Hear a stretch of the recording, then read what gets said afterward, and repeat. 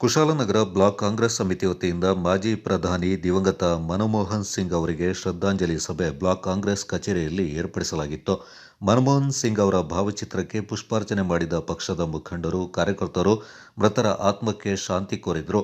ಈ ಸಂದರ್ಭ ಮಾತನಾಡಿದ ಕುಶಾಲನಗರ ಬ್ಲಾಕ್ ಕಾಂಗ್ರೆಸ್ ಅಧ್ಯಕ್ಷ ವಿಪಿ ಶಶಿಧರ್, ನಾಡಿನ ಪ್ರಸಿದ್ಧ ಆರ್ಥಿಕ ತಜ್ಞ ಮುತ್ಸದ್ದಿ ಮನಮೋಹನ್ ಸಿಂಗ್ ಅವರು ದೇಶವನ್ನು ಅತ್ಯಂತ ಕಠಿಣ ಆರ್ಥಿಕ ಮುಗ್ಗಟ್ಟಿನ ಕಾಲಘಟ್ಟದಲ್ಲಿ ರಾಷ್ಟ್ರಕ್ಕೆ ಪ್ರಗತಿಯ ದಿಕ್ಸೂಚಿಯನ್ನು ತೋರಿದವರು.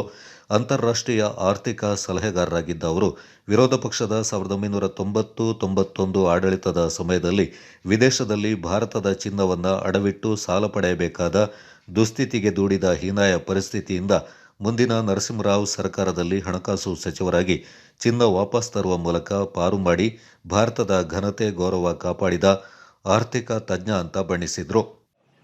ಆ ಕಾಲಘಟ್ಟದಲ್ಲಿದ್ದಂಥ ಭಾರತದ ಪರಿಸ್ಥಿತಿಯನ್ನು ಅವಲೋಕನೆ ಮಾಡಿದಾಗ ದೇಶದ ಆರ್ಥಿಕ ಪರಿಸ್ಥಿತಿಯ ಚುಕ್ಕಾಣಿ ಹಿಡಿದುಕೊಂಡು ಈ ದೇಶವನ್ನು ಇವತ್ತು ಅಂತಾರಾಷ್ಟ್ರೀಯವಾಗಿ ಜಾಗತಿಕ 5ನೇ ಬೃಹತ್ ಬಲಿಷ್ಠ ಆರ್ಥಿಕ ರಾಷ್ಟ್ರವಾಗಿ ರೂಪಿಸಿದರೆ ಅದು ಸಂಪೂರ್ಣವಾದ ಕಾಣಿಕೆ ಡಾಕ್ಟರ್ ಮನಮೋಹನ್ ಸಿಂಗ್ಗೆ ಸಲ್ಲಬೇಕು. ಆ ಸಂಬಂಧವಾಗಿ ನಾವು ಮಾತಾಡ್ತೀವಿ. ಇವತ್ತು ನಮ್ಮ ನಡುವೆ ಇಲ್ಲ. ಆ ಮಹಾನ್ ನಾಯಕ ಕಾಂಗ್ರೆಸ್ಗೆ ಆಗಿದ್ದ ಅನ್ನೋದು ನಮಗೆಲ್ಲ ಗರ್ವದ ಸಂಗತಿ.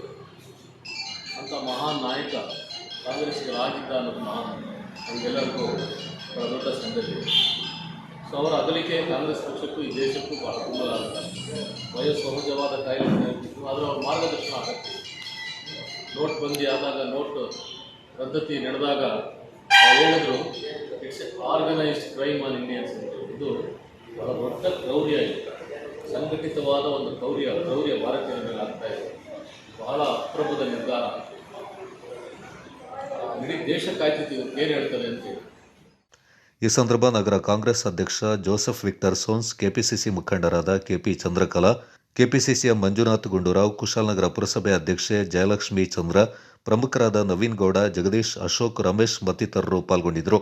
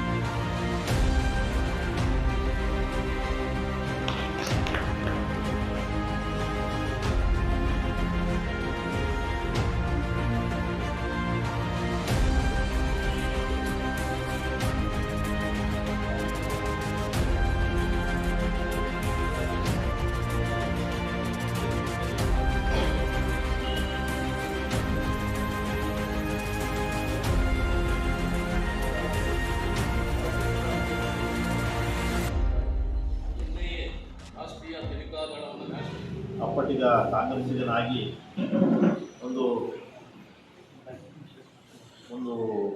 ಬಹಳ ಜ್ಞಾನವಂತ ಆರ್ಥಿಕ ತಜ್ಞನಾಗಿ ನಮ್ಮ ದೇಶ ಮಾತ್ರ ಅಲ್ಲ, ಪ್ರಪಂಚವೇ ಅವರನ್ನು ತಿರುಗಿ ನೋಡುವಂಥ ಸ್ಥಿತಿಯಲ್ಲಿ ಅವರಿದ್ದರು.